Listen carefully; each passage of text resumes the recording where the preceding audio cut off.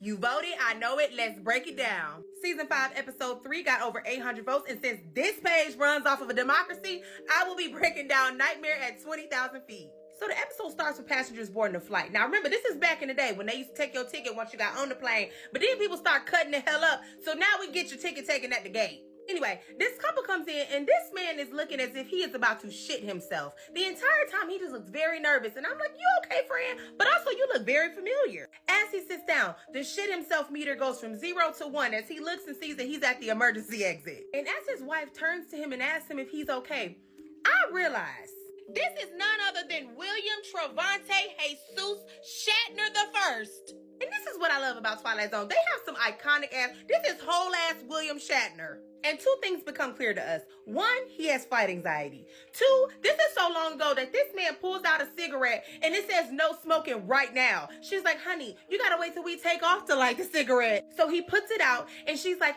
you have to be better. The doctor said that you're better by now. He's like, I don't know. But then he shakes it off and he's like, well, thank you for everything that you've done for me over the past 6 months. And this is when I lean in and we learn that he was away for 6 months getting treatment for something. And I assume it's for anxiety because the minute the captain shuts the door, he like snaps his neck around and he's like, sorry, just, a little cowardice coming through. And the captain closing that door moves our shit himself meter from 1 to 2 as he tries to talk himself off the ledge. And then we realize something. This anxiety is not coming from him being a first-time flyer. It's from something that happened to him on a flight. And that's when Rod Serling and messy ass come in and tell us William Travante Jesus Shatner the First, aka Bob in this episode, actually just got out of a sanatorium after 6 months of treatment because of a breakdown that he had on a flight similar to this. And that's why he was apologizing to his wife for being away from her and the kids for 6 months. And he over there lighting a cigarette. Baby, you need a blunt. So on your first flight, after having an emotional breakdown on your last flight, you would hope that Mother Nature respects you, right? No, ma'am. She said, girl, fuck you. They flying through a whole storm. And because of this, the shit himself meter is going from 2 to 4. But his wife is so supportive, right? Wrong. This bitch knocked out. Baby, she couldn't care less about this anxiety. Bitch said. But Bob is holding it together, and then he looks out the window. And this is what he sees at first. And I'm like, okay, sit next to the wing is smart. Aerodynamically, the pilots say the most stable part of the plane is in the middle, right? Right. Until you see something standing on that bitch, then you don't feel secure at all. And that's what happens. He sees something that looks like maybe a Yeti or something, and he's like, bitch, am I okay? And even I had to blink because I'm like, yeah, no, you're not okay. But that is something out there and you should be alarmed. Now, I gotta give it to Bob because he really kept his composure. But let me show you the second that Make That Magic would have lost her fucking marbles. This is the second. Once it looked back at me, once I realized he was looking back. And I'm assuming that got to him too because he started hitting that flight attendant button as if he was in an elevator by himself and heard somebody he don't like walking towards the elevator. He said, not today. Close doors, close. Y'all be doing it. I know it. So the flight attendant comes rushing out and she's like, what's wrong? And he's like, there's a man on the wing. He like, bitch, stop playing with me. What are you talking about? He's like, there's a man on the wing. Look, he pull it back. Ain't nobody there. Ain't nobody there. And the shit himself meter goes from 4 to 6.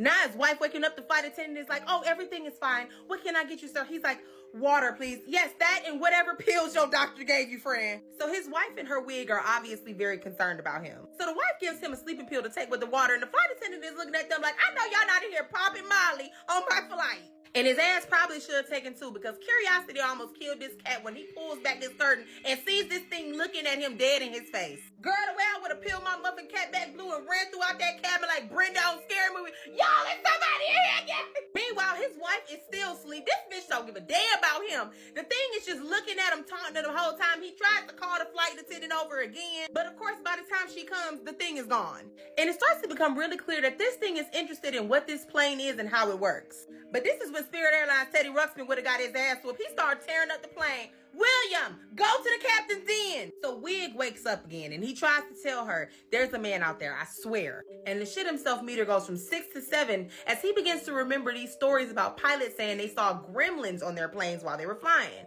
And his wife is like, okay. And he like, look, bitch, I know you think I'm crazy, but I swear he out there. And the only reason I'm telling your ass is because he's starting to tamper with the engine and we gonna all die.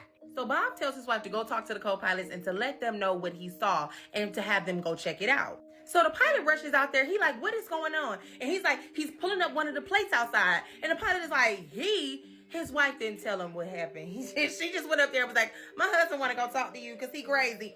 And the pilot is like, look, you need to keep your voice down. You cannot be yelling at people who are outside on the wing. And he's like, can you just look? Child, they look outside. And of course, nothing is there. So Bob is like, you have to have seen this thing out there. There's no way that you flying this plane and missed it. And the captain goes, yeah, we've seen it, but you need to keep it down. And you understand why, right? And at first Bob is like, you see it too? But then it becomes very clear to Bob that this pilot and his wife are basically just telling him that they agree that it's there because they know this man has had breakdowns before. The wife has filled the pilot in, and now Bob does not trust anyone, and he doesn't want to talk to anyone anymore. At one point, he's even like, fine, let this bitch crash then. And the shit himself meter goes up to 8.5 because he realizes he's the only one on this plane that actually believes this is happening. Meanwhile, his wife and her wig up front with the pilot getting more drugs. And as she's doing that, this thing is outside tearing this damn plane up. And so she finally comes back with the drugs. So the flight attendant is like, child, this is a hot ass mess. What did you do? He like, I gave her some drugs that'll put his ass out for a couple of hours, but it's a mess. But what they didn't know is that Bob had learned some tricks up in that sanatorium because he tucked that pill in the back of his mouth and took it on down. He like, okay, now I'm ready for business. And while his wife is sleeping, the pilot don't give a damn. The flight attendant don't give a fuck. He's like, I gotta figure something out. So he starts looking around and he sees a weapon on another passenger. He looks outside to see if it's worth it. And Spirit Airlines Teddy Ruxpin is still tearing shit up. So he like, a bitch gotta do what a bitch gotta do. Y'all, and the way Bob steals this weapon is the most William Shatner shit I've ever seen in my life. And I cackled the entire time. He's walking around looking just criminal. And he's like, oh, whoop. Drop my cigarettes. Gotta bend down here and get them. Somehow he manages to steal it out of this man's pants and makes it back to his seat. He wakes up his wife, is acting like he has a dry mouth from the drugs he didn't take.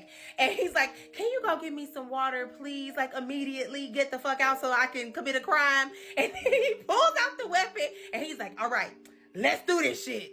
Now remember, he's in the emergency exit so he can open this door. Y'all, the scream I scrumped when he yanked this door open and threw his body out like that. The flight attendant and his wife are screaming in horror, as they should, because this man just opened the emergency exit while in flight. But bitch got aim because he somehow manages to get this creature right in the chest. And baby, William Trevante Jesus Shatner the first is acting. And after he finally shoots him, he blacks out. And when he comes to, we are now seeing his point of view. And it's obvious that he's laying down and being rolled out. Because naturally they had to land the plane because the man opened the emergency door while in flight, while during a thunderstorm with lightning, having a mental breakdown. We gotta land, bitch. We gotta land. And it looked like they packing his ass up and sending him right back to the sanatorium. And his wife goes, it's all right, baby. Even though you crazy as hell, I still love you. And he says, I know it's all right. And I'm the only one that knows. For now. And then he just passes out again. And so as of now, as a viewer, you're like, damn, poor thing. He had a mental breakdown again. Until these hoes pan up. And we see that the shit he was concerned about actually happened. Now, was it from the monster? We don't know. But what we do know is that this panel from his Boeing 737 lifted the fuck up and they probably needed to land anyway. So even though he was crazy, he just saved y'all lives. And honestly, even a broken clock is right twice a day, so I gotta give it to him. Vote for what y'all want next.